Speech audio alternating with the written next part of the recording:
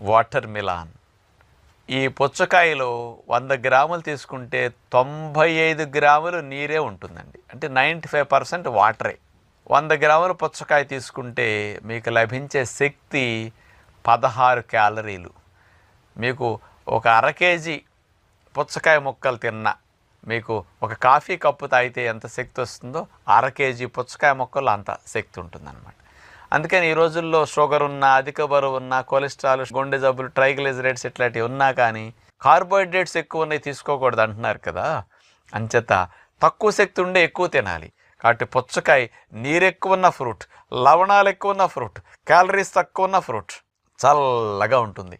వేసవికాలం రోడ్లో మాట కూడా పుచ్చకాయలు పడేసి అమ్ముతుంటారు కదా, అన్నీ వేడెక్కిపోతాయి. పుచ్చకాయలు మాత్రం లోపల చల్లగా ఉంటాయి. అంటే దానిపైనుండే తొక్క అంత రక్షణ ఇస్తుందన్నమాట. అందుకని